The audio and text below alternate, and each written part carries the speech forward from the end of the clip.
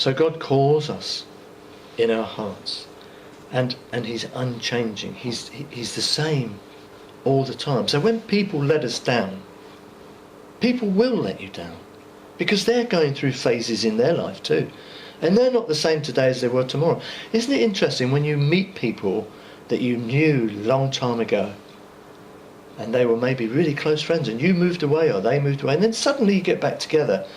I think of reunions. That's probably the best way to look at it, when you're at school with someone and then there's this reunion of class, whatever it was, way back when, and you have a reunion and you meet up with the people that you knew as children or you knew as teenagers, and all the hopes and aspirations that were there before, and all the things you thought of certain people. I remember my eldest daughter telling me this, my two daughters actually, telling me that they went back to school, because there's only about 13 months between them, so they had the same friend set, and they went back to a reunion at the school, and they were amazed. This is not very good, I'm afraid, but they were amazed at how many of their friends were dead. How many of them were dead through drug overdoses and problems with drugs, and how many of them's lives were in total ruins because of drugs. And they then remembered back when we were quite strict on them about their movements and their times and so on, and tried to safeguard them a little bit from that movement. I mean, today it's almost impossible unless you kept your children in 24/7, because the drug dealer's no longer on the street, it's sitting next to them in the classroom, because drugs are so rife.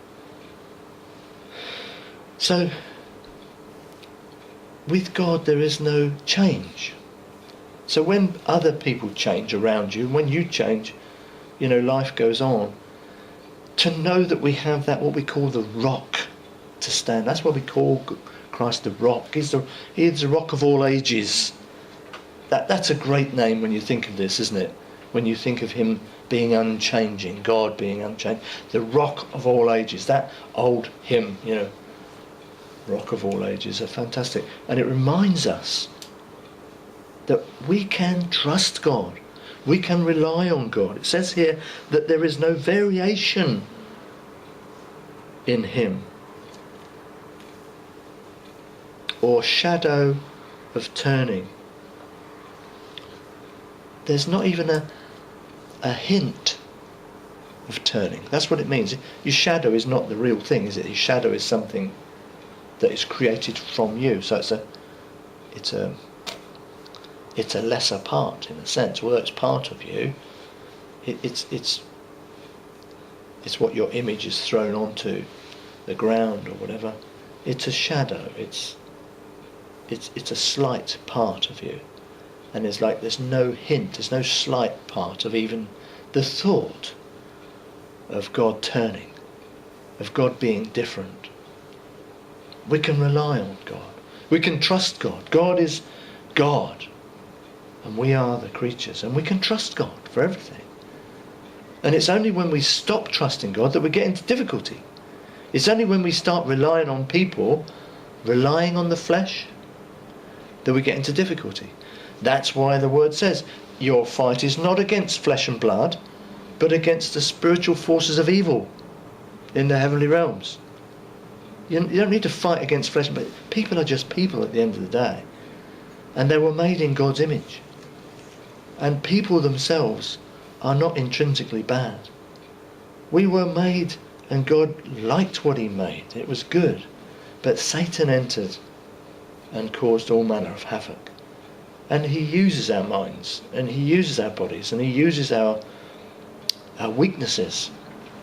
He comes in and uses those weaknesses that cause us problems, that destroys lives, that brings greed and jealousies and ambitions and factions, and it's rife in the church too. There's going to come a time when there's going to be a separation of the sheep and the goats, of the wheat from the chaff. It's in the church. So don't think because you're in church that everything should be perfect. Expect it not to be perfect, but still look for the good. That's the way I tend to think. I love the church, I recognise there are problems in the church, but I love the church because it's the body of Christ. It's the bride. You know, you are the church, we are the church, and we are the bride. And so we need to try and present the bride unblemished. And so that is an ongoing work that we have to do. But there's no shadow, there's not even a hint of God changing anything. So the idea of changing God is really not on the right page. It says, of his own will he brought us forth by the word of truth. Of his own will, not of our will, of his own will. He brought you forth from his word of truth. By the word of truth he brought you forth. That word of truth came to you as a call on your life. That we might be the first fruits of his creatures. You might be the first fruits.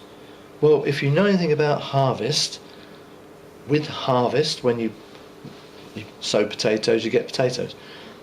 You know, whatever you sow, you reap. And there is a harvest.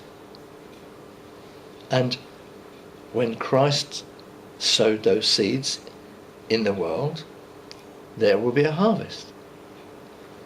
And because Christ comes to you, there is the first fruits. Christ was the first fruits in actual fact. He was the main part of the first fruits. And Israel, to a certain degree, was the first fruits that were called out at harvest. And people were saved. The apostles were saved when Christ came as the first fruits of the harvest. And now we are also the first fruits. There is a continual harvest. Isn't that wonderful? And it's that harvest of souls that goes on all the time, that God is calling us by his Spirit, and he calls to our spirit and calls us to become alive in spirit. And so he calls us out. He calls us out so that we might be the kind of first fruits of his creatures. You know, we are called to a purpose. We are called to be salt and light in the world. So, you know, that means that we are kind of the first part of what God is going to do, because he is going to wind up this world, and therefore there is going to be a final call, and in that day you will be seen as the first fruits because you've come forward. And so then he says, my beloved brethren. So he's talking to the church, you know, my beloved brethren, let every man be swift to hear, slow to speak, and slow to wrath. So he's saying, this is how I want you to be as a believer. This is what I expect of a believer, that you need to be slow to speak, slow to wrath, swift to hear. Does that make sense? It says, for the wrath of man does not produce the righteousness of God. So we know that we serve a God who can be angry. And he, in his anger, is a righteous anger.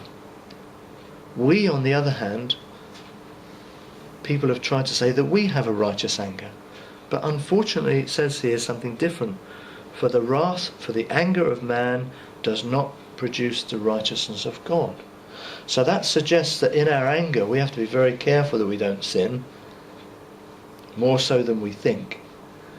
Because just to feel justified with our anger, we have to go back to God with it and bring it to God and lay it at God's feet. Because anger, when it's not righteous, even though we get angry, what we do with that, if it's not righteous, it will be unhealthy anger. It will be unhealthy the way we use our anger. And so we have to be very careful with our anger. That's what it's saying to me. It doesn't produce the righteousness of God, the anger of man. So anger between each other, remember, we're talking about flesh and blood, fighting against flesh and blood. Our fight is against spiritual forces. So That's why our anger can be a bit distorted, you see, because we only see what's in front of us, and we forget sometimes what's at the back of what's in front of us.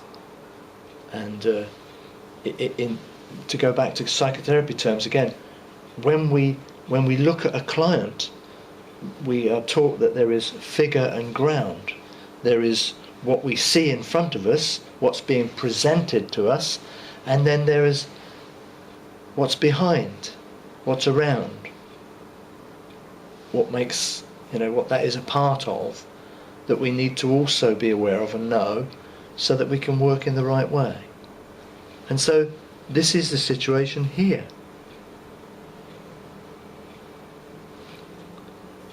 The wrath of man does not produce the righteousness of God. And because we are human, we get offended by the flesh. We are in the flesh. We get wounded by the flesh. We get angry. So we want to throw our toys out the pram. And we don't realise that this is just another human being, just like you and I. That saying that says, I'm not mad, I'm just not you, is a very good saying, really, when you think about it. Because it gets us back down to the ground again. I'm not mad, I'm just not you. Suggests that when you look at me, and you think I'm so different, that I'm so extreme, that there must be something wrong with me. Or that I do things that might offend you because I don't do the same things that you do. Or I don't think the way that you think. So this is where the wrath of man is distorted, you see. God doesn't look at it like that. God's no respecter of persons, no respecter of flesh, no respecter of insult in the flesh. God is concerned with the spiritual, and that then brings forward the physical. That's why he goes on to say other things as we look at it, that it's about what comes out when we go into the New Testament to the Gospel. It's about what comes out of a man, not what's going into a man. And so as we go through this passage here, we see it says, James says, therefore lay aside all filthiness and overflow of wickedness.